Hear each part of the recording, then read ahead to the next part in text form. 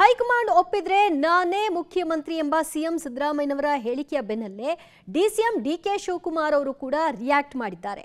ಮುಖ್ಯಮಂತ್ರಿಗಳು ಹೇಳಿದ ಮೇಲೆ ಮುಗಿತು, ಅವರು ಹೇಳಿದ ಹಾಗೆ ನಾವು ಕೂಡ ನಡ್ಕೊಳ್ತೀವಿ ಅನ್ನುವ ಸ್ಟೇಟ್ಮೆಂಟ್ ಅನ್ನು ಕೊಟ್ಟಿದ್ದಾರೆ ಡಿಕೆ.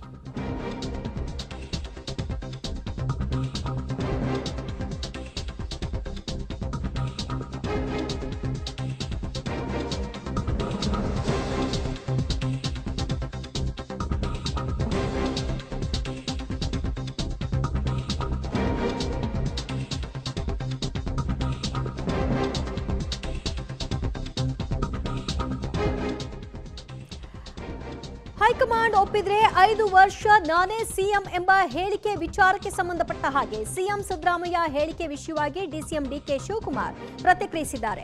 ಮುಖ್ಯಮಂತ್ರಿಯವರೇ ಹೇಳಿದ ಮೇಲೆ ಇನ್ನೇನಿದೆ ಅಂತ ಅವರು ಕೇಳಿದ್ದಾರೆ.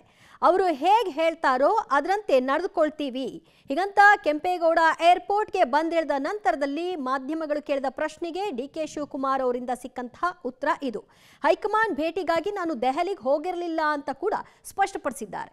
ರಾಜ್ಯದಲ್ಲಿ ದಲಿತ ಸಿಎಂ ಹೆಚ್ಚಾಗ್ತಿದೆ, ಈ ನಿಟ್ಟಿನಲ್ಲಿ ಒಕ್ಕಲಿಗ ಸಿಎಂ ಎಲ್ಲ ಒಂದ್ ಕಡೆ ಕೈ ತಪ್ಪೋತ ಅಂತ ಸರ್ ಮಂಗಳೂರಲ್ಲಿ ಸಿಎಂ ಮಾತಾಡಿದ್ದಾರೆ ಸರ್. ಹೈಕಮಾಂಡ್ ಒಪ್ಪಿದ್ರೆ ನಾನೇ ಪೂರ್ಣಾವಧಿ ಸಿಎಂ ಆಗಿರ್ತೀನಿ, ಇಲ್ಲೇ ಹೋದ್ರೆ ಇಲ್ಲ ಅಂತ ಹೇಳಿದ್ದಾರೆ ಸರ್.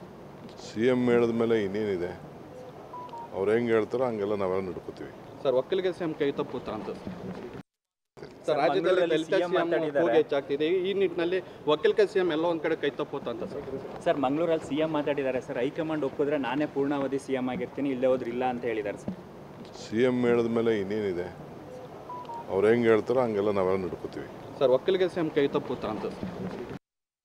ರಾಜ್ಯದಲ್ಲಿ ದಲಿತ ಸಿಎಂ ಹೆಚ್ಚಾಗ್ತಿದೆ, ಈ ನಿಟ್ಟಿನಲ್ಲಿ ಒಕ್ಕಲಿಗ ಸಿಎಂ ಎಲ್ಲ ಒಂದ್ ಕಡೆ ಕೈ ತಪ್ಪೋತ ಅಂತ ಸರ್. ಮಂಗಳೂರಲ್ಲಿ ಸಿಎಂ ಮಾತಾಡಿದ್ದಾರೆ ಸರ್. ಹೈಕಮಾಂಡ್ ಒಪ್ಪಿದ್ರೆ ನಾನೇ ಪೂರ್ಣಾವಧಿ ಸಿಎಂ ಆಗಿರ್ತೀನಿ, ಇಲ್ಲೇ ಹೋದ್ರೆ ಇಲ್ಲ ಅಂತ ಹೇಳಿದ್ದಾರೆ ಸರ್.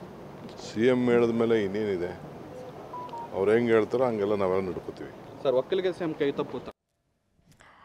ಇದು ಡಿಕೆ ಶಿವಕುಮಾರ್ ಅವರ ಮೊದಲ ಪ್ರತಿಕ್ರಿಯೆ ಬೆಂಗಳೂರಿಗೆ ಬಂದಿಳಿದ ನಂತರದಲ್ಲಿ. ಅವರು ಹೈಕಮಾಂಡ್ ಭೇಟಿಗಾಗಿ ದೆಹಲಿಗೆ ಹೋಗಿದ್ರು ಅಂತ ಹೇಳಲಾಗಿತ್ತು.